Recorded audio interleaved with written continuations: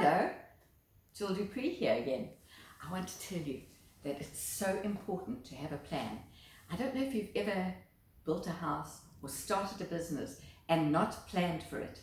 If you're planning for a business, jot down all the ideas you might need for that business. What type of business are you starting? Have it in your head. Starting a sewing business, a quilting business, a gardening business. What do you need to know? Study. You need to know more than what the person you're going to be working for one thing.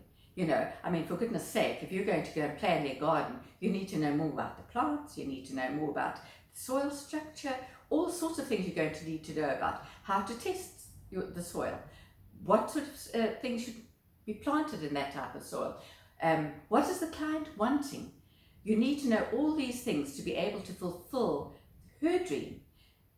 Now you need to have a plan. You need to go according to your plan. You can change your plan, but have a plan. Have an idea in your head that you want this project that you're on or this business that you're doing to succeed.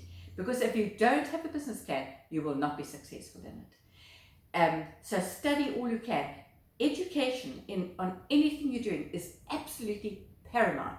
You need to know what you're talking about. If you're going to discuss anything with a client, you need to know what you're talking about. So be prepared, and this is exactly what you need to do in a business.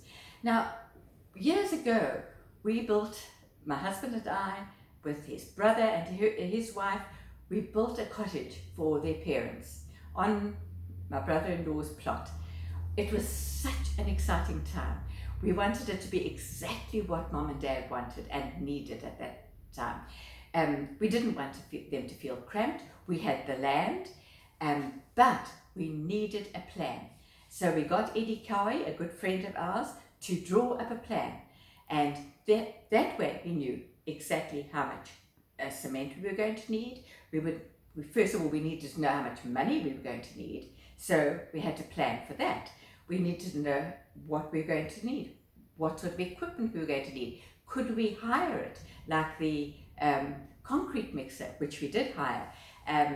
We learned how to make concrete. We learned how to lay floors. We learned how to put up ceilings. We learned what cupboard doors to buy.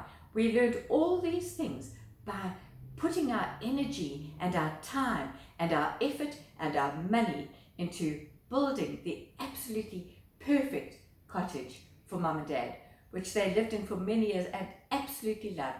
They had all the space in the world.